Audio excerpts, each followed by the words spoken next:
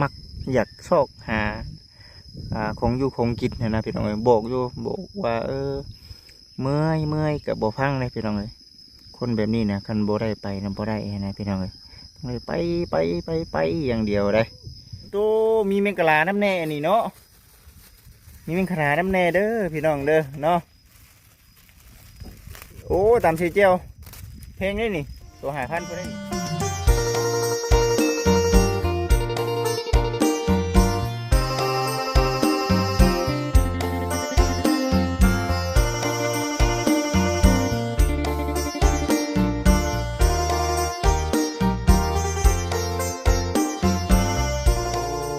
โดยกับทักทายสบายดีเด้อกับสบายดีสวัสดี FC เบิดจุคูสู่คนพ่อกับบ่จิตคือเก่าเด้อพี่น้องเด้อ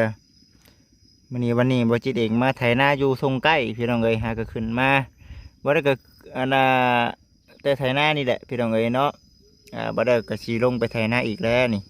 ไปไถวานไว้เนาะส่วนทางมีนาเพิ่นก็ไปหาอยู่หากินพี่น้องเอ้ยเนาะโพดโพFC เพิ่นก็ว่าบ่จิตเอ้ยเนาะอย่าให้ทั้งมีนาบุกเบียกบุกงานใดเด้อบ่ซั่นหั่นนะพี่น้องเอ้ยว้าวจะได้พี่น้องเอ้ยเนาะแต่ว่าเป็นคนมักอยากชอกหาของอยู่ของกินนะพี่น้องเอ้ยบอกอยู่บอกว่าเมื่อยกับบ่พังเลยพี่น้องเอ้ยคนแบบนี้นะคันบ่ได้ไปนะบ่ได้นะพี่น้องเอ้ยต้องเลยไปอย่างเดียวเลยก็เลยปล่อยให้ตามใจเพิ่นพี่น้องเอ้ยเนาะคำว่าไปหากินนะคือจะเป็นความสุขของเพิ่นพี่น้องเอ้ยได้บ่ฮะได้ยี่บ่เชื่อดอกเพราะปากเหล่ปากดำหนาวเลยหนาวเลยนี่เนาะบางครั้งเลยหนาวมันฮอดฮะหนาวลำกำใหม่นี่เนาะฉันเป็นแท้นี่เฮ้ยนะอ๋อสบายดีมียังนะหลายอย่างมีปลาแดกโอ้ปลาแดกได้ปลาแดกน้ำแน่ไปสอนยังกินนี่สอนละหวกพี่น้องเอ้ยป้าตัวมีแมงกะลาน้ำแน่นี่เนาะมีแมงกะลาน้ำแน่เด้อพี่น้องเด้อเนาะโอ้ตามสีเจียวเพลงนี่นี่ตัว5,000พอได้นี่แม่นอุ้ยแมงกะลาเด้อพี่น้องเด้อเนาะนี่เดี๋ยวได้ชิลงไปถ่ายหน้าแล้วบาดนี้ได้โอ้แนวเนาะเป็นแนวเด้อพี่น้องเด้อเป็นพวกยังเป็นบอลพวกเขียนหน่อยนี่กบโอ้มีหุ่นกบอีกนี่ว้ายจีย่านเลยนี่ว้ายเนาะจีเสร็จไรจีย่านจักจังบ่ได้เคยเล่นบ่ เดี๋ยวชิลงไปถ่ายหน้าแล้วบาดนี้พี่น้องเอ้ยไปไทยบ่ให้ไทยแหละซีเพิ่นแห้งว่าบ่ให้ไทยเด้อบ่จิตเด้อบ่ซั่นเดี๋ยวบ่ได้ลูกได้บ่ซั่นเนาะเป็นน้ำนี่บ่ใส่พี่น้องเนาะเป็นน้ำมันให้เรียกนี่บ่เนาะจังบ่ได้ลูกบ่ซั่นเว้าไปเนาะ14ก็ได้เพิ่นก็ความเป็นห่วงเป็นใยให้แหละเดี๋ยวสิลงไปไถนาพี่น้องเนาะตัวนี้น่ะบ่ฮึงดอกเพราะว่าตอนนี้บ่จิตไถตะกร้าไว้4ให้มื้อน่ะบ่จิตสิหลูดน้ำห้วยมาหว่านก้าให้หน้านี่แล้วให้นี่ก็หว่านพี่น้องเนาะหว่านป้าไว้หลังจากว่าหว่านแล้วปุ๊บเดี๋ยวก็สิขึ้นไปหน้าโคกพุ่นไปหว่านพุ่นอีกพี่น้องเอ้ยเนาะยังบ่ทันได้สำเร็จเถื่อดอกเนาะยังบ่ทันได้แล้วก็เลยว่าหว่านให้มันแล้วทั่วแล้วจึงบุกเวียกบุกงานปกติพี่น้องเอ้ยเด้อเมื่อคืนนี้ฝนตกเมื่อคืนนี้ก็เลยต้องจุลงมาอยู่หน้านี้เนาะหน้านี้ก็เลยไถผู้เล่วก็แล้วได้พี่น้องเนาะบรรยากาศอยู่ตรงไหนตรงหน้าออกแล้วบ่สามมุกดาบันหน้าเพิ่นนะไม่บ่ทั่วทิพย์ตอนแต่สิตรงนี้พี่น้องก็บ่าวก็ได้เนาะหน้าตาอย่างเนาะเบิดสภาพเลยพี่น้องเลยเบิดสภาพแล้วเมื่อยแล้วนอนพักผ่อนดีระบาดนี่เด้อไปยังได้ชุดเสาร์ว่าจะไปหาเห็ดก็ไม่ได้ไปจ้ะห้ามนี่ได้พี่น้องเลยห้ามมาหาเห็ดน้ำมันนี่ อยากให้ไปบันไดมันไกลแม่นสิว่าไปฮอด ไปหาแถวหน้าบ่ได้กำนึงอ่ะ แม่นสิว่าไปแล้วก็แม่นสิว่าได้มาโดดเด้พี่น้องไปฮอดบอนหน้าเสาชิงค่ำนี่ไกลเติบเลยไปลงอีกโอ้ยได้บ่ให้ไป มื้อนก็สิไปก่อน มื้อยังสิไปอีกอยู่ แม่นเพิ่นชวนไปอยู่ดิ โอ้ แม่นนท์ ยเนาะ แม่นนท์ว่ามื้อนก่อนจะสิพากันไป เอานั่นแหละพี่น้องเอ้ย เพิ่นจัดชุดใหญ่ว่ามื้อนี้ เอ้ยเนาะดีใจน้ำดีใจน้ งามเลยพี่น้อยคือกันเลยกับตู้เสื้อผ้าเนาะ ำเห็นผ่านๆอยู่พี่น้องเอ้ยงามอยู่งามอยู่โอ้ว่ะเห็นเพิ่นเว้าอยู่เอ้ยไปซั่นอยากได้คือเจ้าอยู่ไปซั่นว้ายยังบ่ถึงเวลาไปซั่น ถึงเวลาเพิ่นแล้วเนาะอืมเอามีแต่ว่าคือเว้าเด้อพี่น้องเด้อนี่เด้ทุ่งนาเฮาก็สิประมาณนี้แหละไถมื้อเช้านี่เนาะไปที่สามไผ่เนี่ย ชีเด้อนี่แม่นแล้วก็สิลงไปไถตัวนี้อีกแล้วก็สิไปลักไถงานตะวันให้ใหญ่ไว้พี่น้องมันจะได้ลำหน่อยเนาะพอดีเมื่อคืนนี่พากันนอนนาเบิดพากันนอนเฮือนเบิดมาแดงถ้าพ่อถ้าแม่แล้วสินอนนาได้มึงยังแต่ไฟโซลาร์เซลล์เนาะไฟโซลาร์เซลล์ปีนี้ยัน มือตื้อๆอยู่ ยันบ่มีอยู่ปีนี้ มือตื้อ ปีที่ผ่านมาบัดคือเฮาว่าเนี่ยยามผ้ายามฝนบัดเรื่องที่เฮาขี้งอเมื่อบัดเฮาบัดซื้อไฟโซลาร์เซลล์พอได้ฉากแบตฉากโทรศัพท์แบบนี้เห็นนะ แม่นหั่นแหละ แต่ว่าปีนี้มันว่าบ่จิชื่อ 3,000 เนาะน้อยๆนะซำประมาณ5-6 คืบนี่แหละ แต่ว่าเพิ่นซื้อนะไม่ไผบ่ไผยังที่ว่าก็เจ้าดูตามได้ค่ะ เป็นแบบคือนั่นน่ะเป็นคือซ้ำของเขาบ่แสนเพิ่นปีนี้ก็เลยว่าโอ้ยเนาะบ่ได้เอามาปีนี้พี่น้องเอ้ยเนาะนอนหน้าก็มืดก็เลย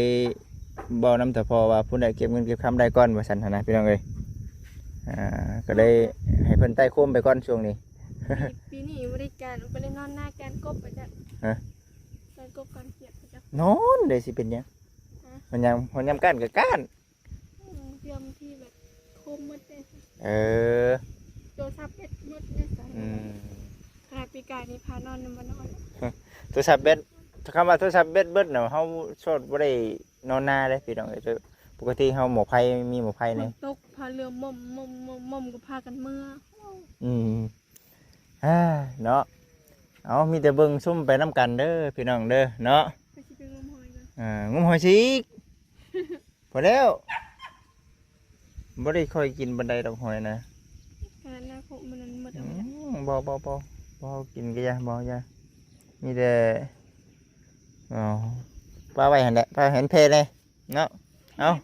นอนพักผ่อนน้องพักผ่อน แพ้ แพสิเนี่ยเจ้าก็ต้องมาที่นี่เออมันจังบ่แย่ตาอูพี่น้องบ้านเอิ้นอู มันบ่กว้างเลย บ่ได้ไปงานพี่น้องเอ้ยมื้อนี้นะ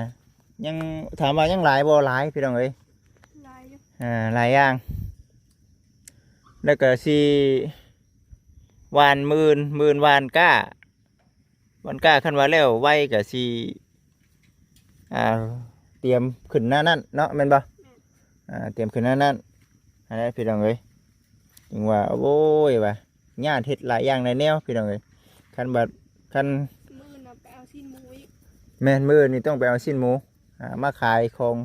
ที่ตลาดนัดคือเก่าบ่เฮ็ดบ่ได้เด้อพี่น้องเด้อเนาะบ่เฮ็ดบ่ได้เนาะต้องเฮ็ดต้องลุยพี่น้องเอ้ยเนาะมีหลายแนวเฮ็ดมันปะบ่ได้เลยมันหยังก็ปะบ่ได้คือในเรื่องคลิปเฮานี่แหละพี่น้องเอ้ย เมียกับปะไปแล้ว ไปเพียงเนาะ หากินเก่งแบบนี้เนาะ ไม่ห่วงสวยเลยนะเนี่ย จะสวยได้ไงวะ หน้าดำกำใหม่ ดูสภาพฉันตอนนี้โอ้ปัดสภาพมันเมื่อย หมดสภาพเลย เมื่อยแห้งเลยนี่ เมื่อยก็พักผ่อนเนี่ยบอกอยู่บ่ให้ไปอันนี้ก็เขียวให้ไปซื้อพี่น้องเอ้ยนี่ได้ที่บ่ได้มีได้นี่ซื้อมาใหม่ได้นี่พี่น้องเอ้ย ซื้อมาใหม่นี่น่ะบ่ไล่บ่จิตเมื่อไปซื้อให้แน่ไปซื้อให้แน่นี่น่ะบ่จิตก็ต้องได้ไปซื้อนี่ก็เอาว่าไปซื้อให้เพิ่นเนาะพอได้บัดนี้ได้เนาะ สนใจเลยดิ โอเคอยู่บ่ บ่เลาะได้ผู้ อืม ผู้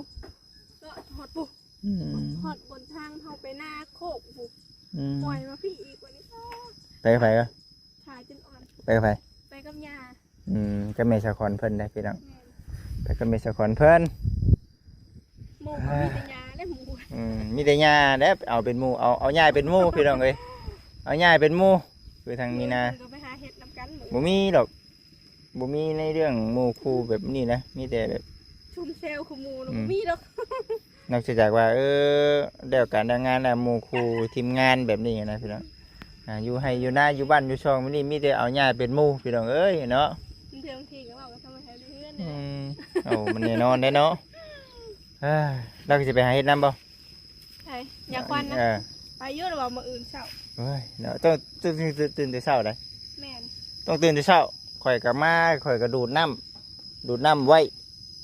ข่อยเป็นคนวันกล้าขาดให้ขาดหน้าเจ้าก็ไปหากินอีกแล้วพี่น้องเอ้ยเนาะย่างไปบ่หรือว่าขี่รถ มันว่าสิขี่รถเอาแต่ว่าเมื่อเพื่อนน่ะเข็นโชว์รถทีนี้เด้อมันอ่อน แม่นใช่ปะ มันนั่นเป็นงานเลย ได้จังว่าแล้วแต่เบิ่งดูแม่เราเบิ่งบ่เห็นยังแม่ หนึ่งเขาก่อน หนึ่งข้าว แม่นึกเขาจะเว้นแท้จะเผาปะ จักมุงแล้ว ไปหันก่อน รอข้าวคำมึงนะมึง โอ้ 4 โมงในใด4 โมงครึ่งในใด 4 โมงไปก่อน 4 โมงครึ่งแล้วช่วง5 โมงแล้วนี่ เจ้าคือว่าไทยหน้าคำเลย นี่เด้ถ่ายคลิปกูเห็นมาก็ได้ มาแม่ ฮะ จะอู้งานคนไหนมา อื เนาะ เสือจับเสือเอาจับคลิปเอา แล้วให้ ถ่ายคลิปเด้อถ่ายคลิปให้กับ FC เพิ่นได้เบิ่งได้ชมก่อนพี่น้องเอ้ยเนาะ คุยชิชอยดอก พักผ่อนบ่มวยไทยแหละฟังความ FC แหละพี่น้องเอ้ยเนาะเดี๋ยวบ่มีทายาท ฮะ เดี๋ยวไม่มีทายาทสืบต่อ ยังไทยอ่ะ เอ่อ แน่นหนาบนผ่าขึ้นเต็มเลย ข่อยก็บ่ได้ห่วงรอเลยข่อยก็ฮะ บอกจมูกบอกจมูกเด้อมึงดู บ่ได้ปิดหน้าปิดตาพี่น้องโอ้ยเนาะ รู้ ทุกพี่กับงานนี่ได้แล้ว ดูยิ้มเลยยิ้ม สิดีบ่ใกล้กว่าดิเนาะ บอกจมูกอ่ะ อันนี้จังว่าคือกับพี่กับงานอันนี้เด้พี่น้อง เพราะฉะนั้นเจ้าบ่ต้องเว้าเมียว่าห่วงช่วยนะ เราก็ยามรอเราก็รออยู่เนาะ เออ พอแล้วบัดนี้มั้ยให้น้ำให้ในกูวะ หัน Ừ. แม่เมียมาแต่มือใส่เมียให้หน้า ฉันพักผ่อนพักผ่อน ถึงหมดหมด พักผ่อนเดียวสิให้น้ำลงไปกินน้ำแน่พี่น้องเอ้ยแล้วก็สิอันน่ะเตรียมพร้อมแล้วเห็นเขาเจ้าถ่ายน้ำก็มีแล้วล่ะเดี๋ยวนี่